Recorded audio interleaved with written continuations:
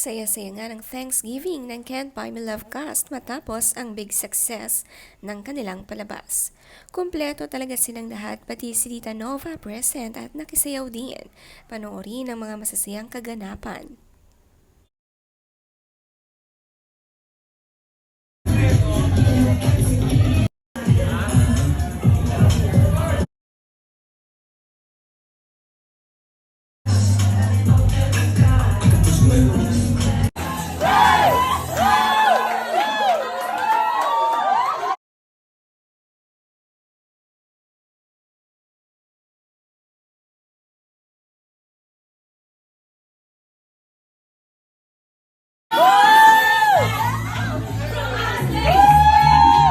Si Donnie Pangilinan, kung anong close sa kanyang nanay sa palabas, ganun din nga sa totoong buhay. Tila nanay na nga niya si Tita Nova. Sa edad nga niyang malakas pang sumayaw, kayang-kaya makisali sa mga bata.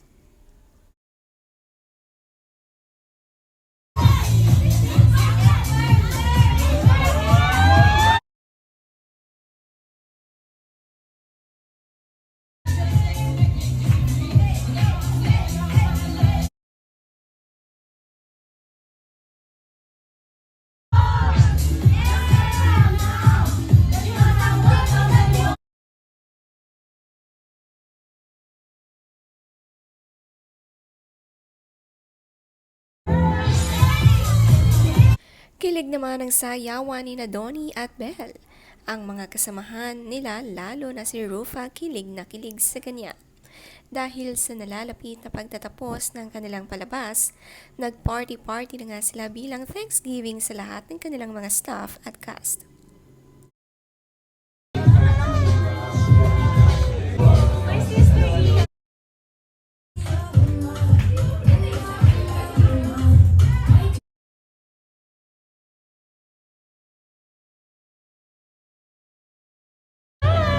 ₱50 episodes na lang tayo. Pero, grabe yung mga pinagdaanan natin lahat.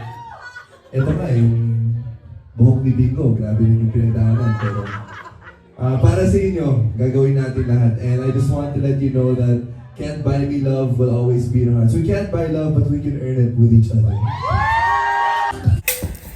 Napakaganda naman ng mensahe ni Donnie Pangilinan sa lahat.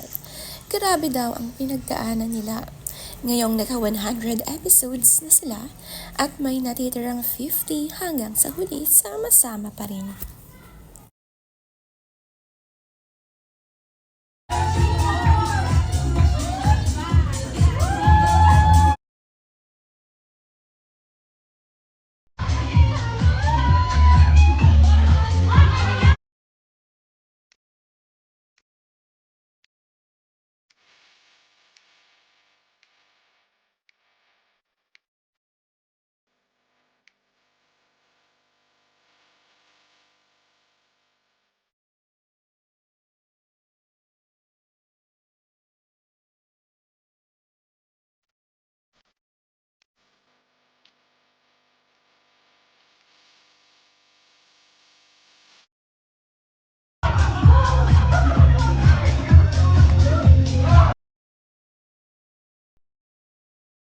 Grabe naman nga ang hatawan sa sayawan ni Rufa, Rowell at Agot Isidro. Inagaw nga ni Rufa si Rowell sa pagsasayaw nila ni Agot, habang si Donnie naman sumingit sa eksena, sinayaw si Tita Nova. Grabe ang tawanan ng kanilang buong gabi.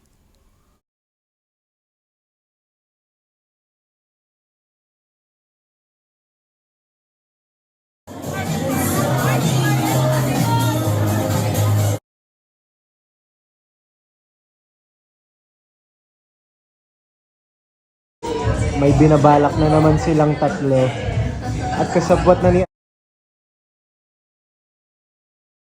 Laugh trip naman ang sinabi ni Darren sa tatlo habang nagchichikahan sa lamesa. May pinaplano na naman nga raw sila katulad sa kanilang palabas.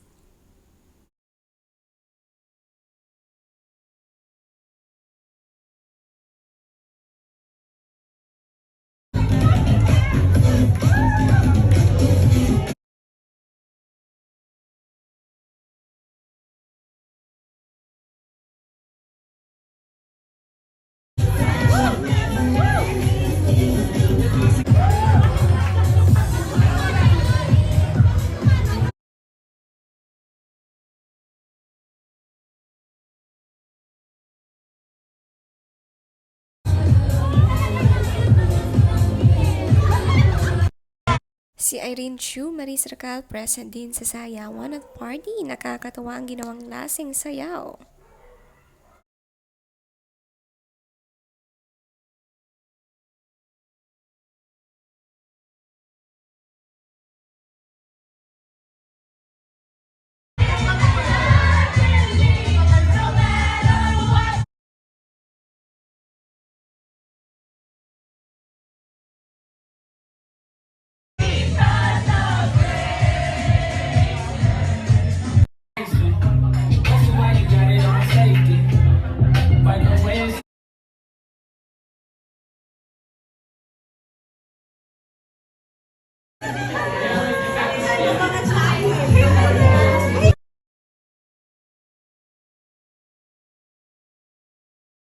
Napakasaya ng celebration ng massive success ng kanilang series.